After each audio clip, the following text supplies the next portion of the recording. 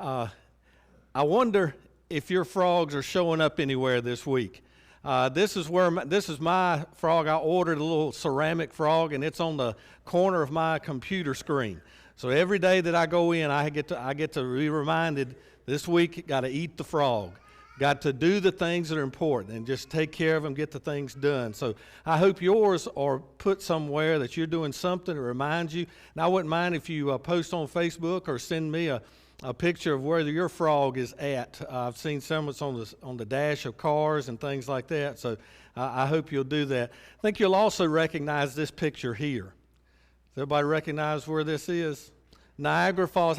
Just curious, how many have been to Niagara Falls? Okay, a good number of people. A beautiful, beautiful place. Niagara Falls became known for, just a wonder of the world, the beautiful waterfalls, the amount of water that goes there. It became a very, very favorite vacation site for people all around the world. It became known as the honeymoon capital of the world, that so many people traveled there to spend their honeymoon. But aside from all of that, many years ago, somebody had the idea that we've got to find a way to connect Canada and the United States there at Niagara Falls, because there was not a bridge there. There was no way to get across except to go very far downriver and take a ferry across. In November of 1847, a civil engineer by the name of Charles Elliott Jr. was commissioned with building the bridge to cross the Niagara River near Niagara Falls. And this was a great challenge of its day because it was 825 feet across and cliffs on each side of the river 225 feet deep. So they would think, how can we do that? And this is where enters Theodore Hullett, an iron worker, who came up with the idea of how to get it started. And he proposed a kite flying contest to get a kite to fly across the other side so they could get a string stretched across. The prize was $10 if you could fly a kite across there. And a 15-year-old teenager named Homan Walsh won the $10. It took several days of flying a kite to get it to land across on the other side. But what's so significant about it is they took this string then and they tied a larger piece of twine to it and pulled it across. Then they tied to that piece a little stronger, a little bigger piece of twine. Then it was strong enough that they pulled across a rope, and then a bigger rope, and then a piece of wire, then a larger piece of wire, until finally they had pulled across enough by strengthening that kite string that they were able to build the first suspension bridge in the United States that could hold a 170-ton locomotive. As you know, we are in our fourth week of our series, Win the Day. And if you remember the tagline, how that goes, yesterday is history, tomorrow is mystery. It is our job to win the day. And we're looking at biblical habits that we can develop that help us be successful in what we're trying to accomplish in life, to what we can do and what we have control over in the life here.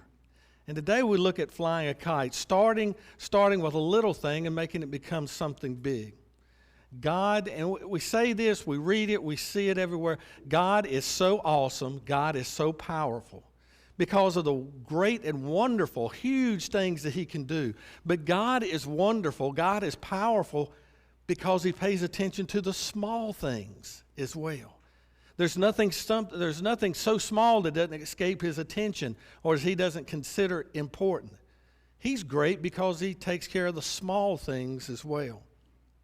There's a great example of this in the Old Testament. We're going to go to the Old Testament book of Zechariah. So it may take you a minute to turn there. So Zechariah chapter 4. Now I'm going to kind of give you the background and make a confession at the same time. In this, what I'm going to read, I'm going to say Zechariah a number of times, and I'm going to say Zerubbabel several times. I'll go on and say, most likely I'm going to mix them up at some time. So you just forgive me, read behind me, and say, he meant to say this when he got to this. I don't know what happens to Frank and Thomas, but we got Zechariah and Zerubbabel to say a lot today. But Israel had been carried, their nation was conquered. The remnant, you all know this, the remnant had been carried to another country, but then God allowed or put into the works that a small group would go back to Jerusalem and rebuild the temple because it had been destroyed. And a group has gone back to rebuild the temple, but the work is stagnated. It's just not getting done. So God sends a man named Zerubbabel to go back and continue the work. And that's where we're going to pick up here. Zechariah, the prophet, has received 4 or 5 visions from God. And this is where we pick up. An angel is talking to Zechariah right after he's had one of these visions that got sent. And this is what it says, Zechariah 4, 6 through 10. So he said to me, this is the angel, this is the word of the Lord to Zerubbabel. Not by might, nor by power, but by my spirit, says the Lord Almighty. What are you, O mighty mountain? Before Zerubbabel, you will become level ground.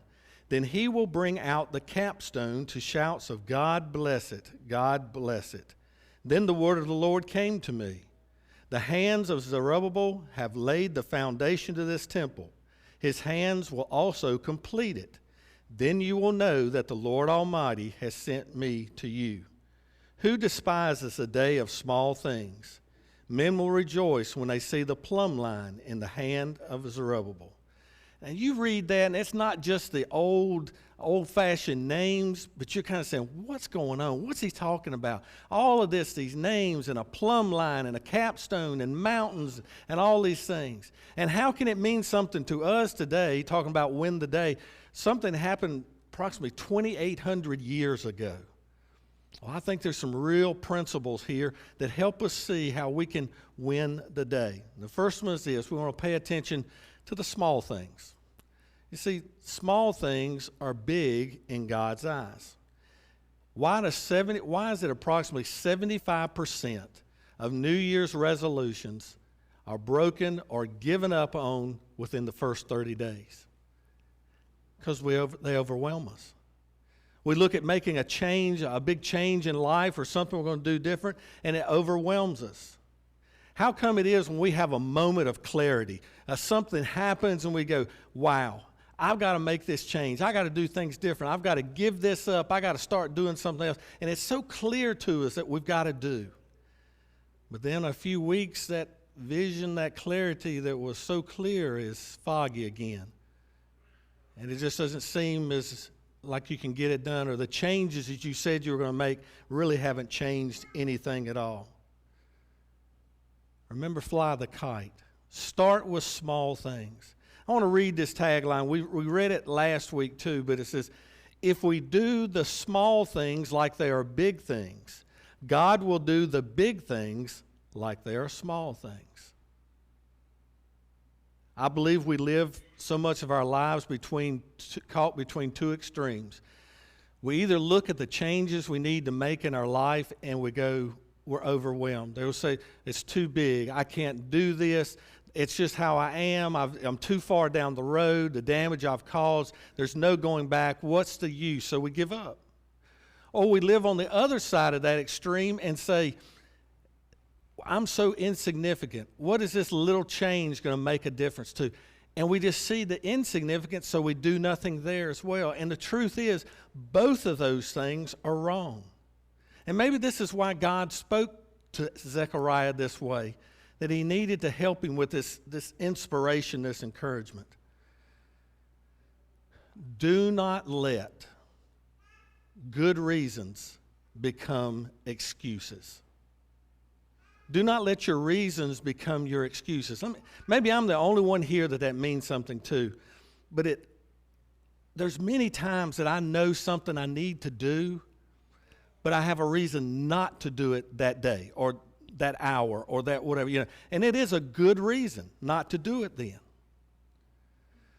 but my good reasons become my excuses, because then the day turns into 2 days to 3 days, a week, a month, and before you know it, then you're overwhelmed. You say, what's the use of doing it now?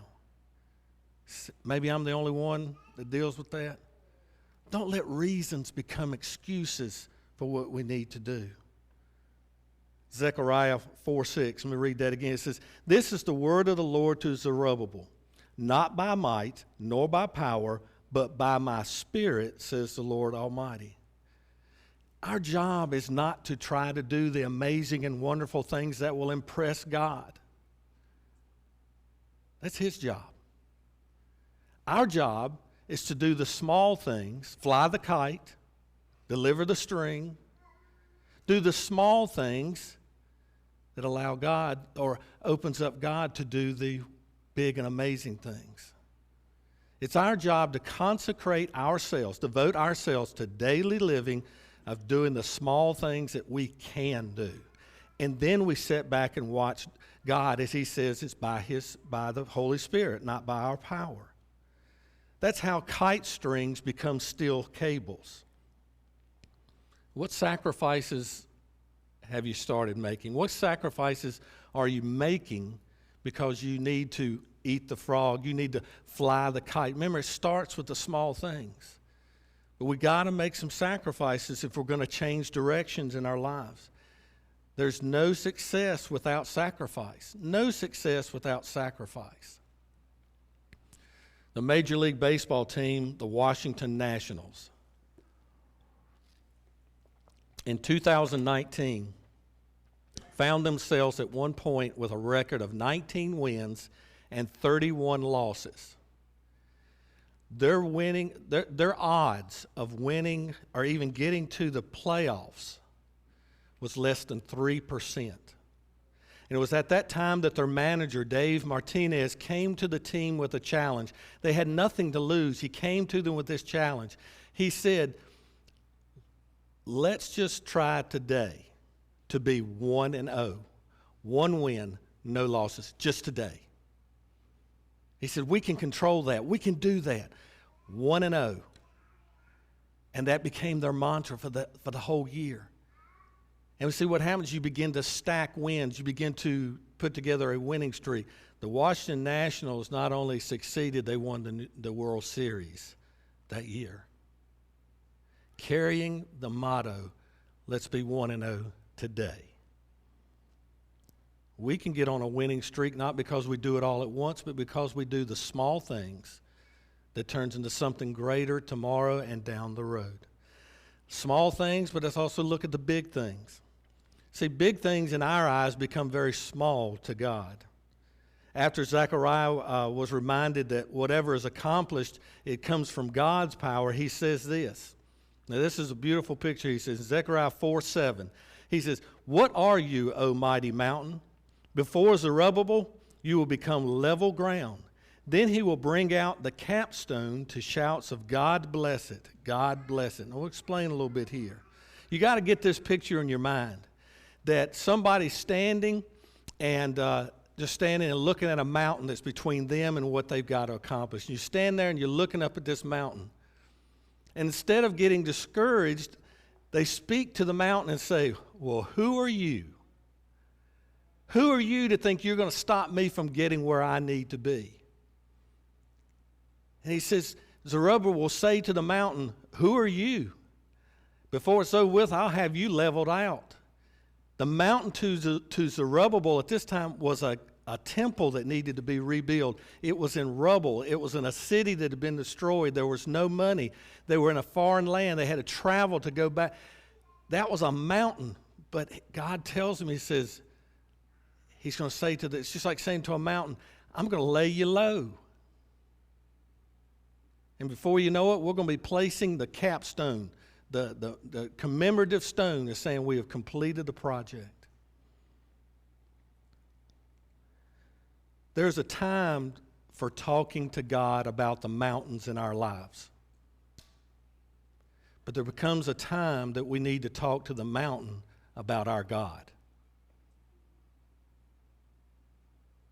That we realize that the problems that we have and the mountains that we face and the circumstances of our lives did not escape God, that he knew the mountain would be there. And we need to talk to those things about the God that we serve. Once again, if we do the small things like they are the big things, like they are big things, God will do the big things like they are small things. And then he gives this personal reassurance to Zerubbabel. Look at verse 9 again. The hands of Zerubbabel have laid the foundation of this temple. His hands will also complete it. Then you will know that the Lord Almighty has sent me to you. And he's saying God has got this covered. You're not only going to see it begin, but you're going to see it finished. God is going to see this through. God is going to make sure this happens. And for us as Christians who live in a very unchristian world, where we look like we're the ones that's on the wrong side of issues, someday we will be proved right. Someday we will be proved right. And these are just some of those promises that he makes. Let me ask you something. Who is your audience? Who is it that you play for? I always love, and it happens in every ball game that I go to. Janice and I always comment. We just smile when little kids are out there, whether it's basketball or baseball, when they're out there, and if they do something good, they'll look up into the stands. They want to see who got to see what they're doing. They look up to see. Well, who are you playing for? Who is your audience? Well, as Christians, we play for an audience of one. That's God. If we're looking to please anybody, we're looking to please him. If we're looking to do for anybody, we're looking to do for him. This ties back directly to what we're talking about. We win the day. We fly the kite to plant something that will come down the road. We live for an audience of one. I had no idea. Eric just said to me before church, he said, I got a story I'll tell at communion. And I said, okay, that sounds good. I had no idea it was about an 80-year-old grandfather. That says, I'm here today for my grandchildren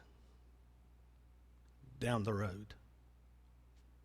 You fly a kite today to build a steel cable, to build a bridge for others down the road. That's the audience that we have. That's who we play for. Some of us just stand back and we say, well, when my circumstances change, I'll do more. When I get older, I'll do more for God. When I retire, I'll have time to do this. When the financial situation, when we get this paid off, when we get this, I'll do. And we always are waiting for the circumstances to be right. But you don't think God could see your circumstances?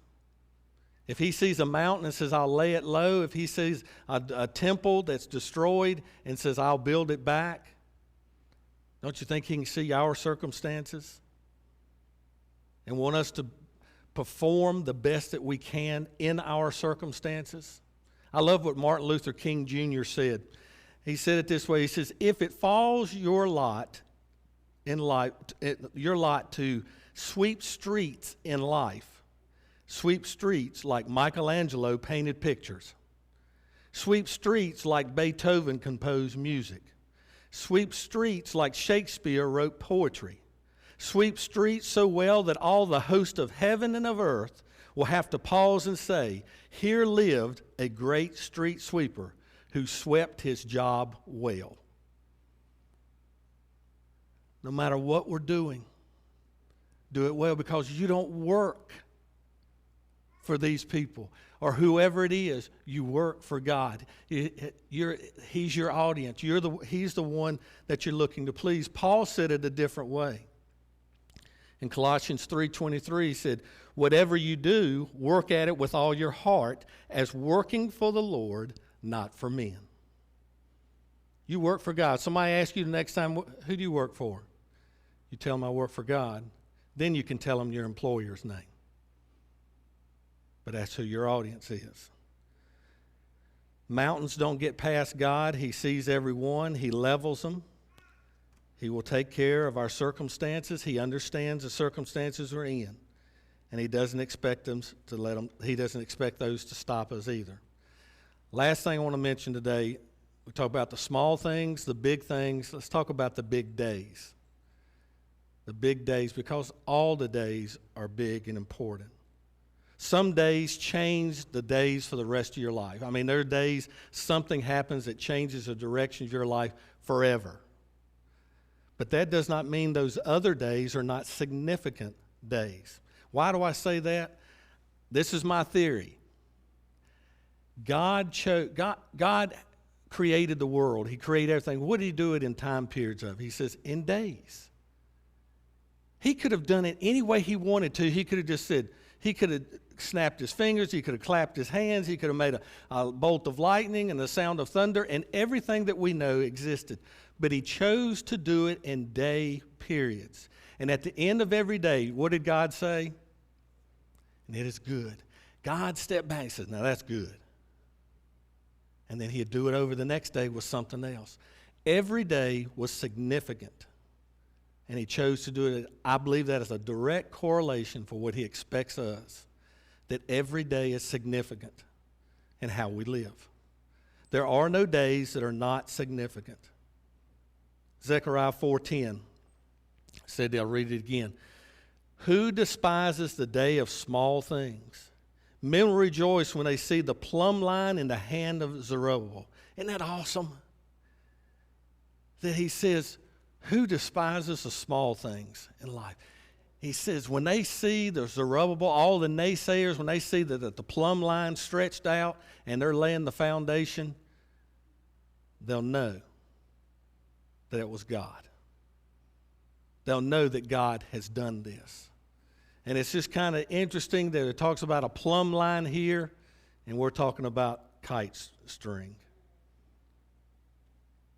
There are no small, insignificant times in life. Does that mean that we never rest, that we never take a vacation, we never take a day off, we never just kind of vegetate in front of the television for one day? No. Because God in those significant days planned in what? One of the days was a day of rest. So that doesn't mean we don't never take a rest.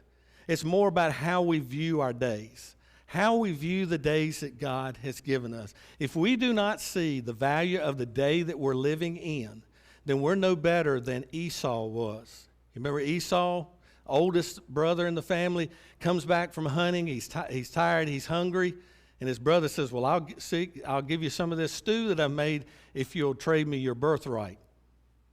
And what did Esau do? He sold his future for a bowl of soup. He didn't recognize the value of the day that he had. We do not need to dishonor God that way, by not recognizing the significance of the day and the days of our lives. Psalm 90 verse 12 says, teach us to number our days aright, that we may gain a heart of wisdom. Each day matters. There are no insignificant acts of love, no matter how small they are. There are no insignificant acts of forgiveness. Whether it's something that somebody did to you in a friendship, or if it's a total stranger on the road and there's road rage, that you forgive them for what they did. There are no insignificant acts of compassion or acts of service.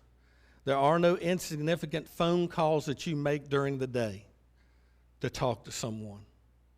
There are no insignificant prayers that you offer on someone else's behalf.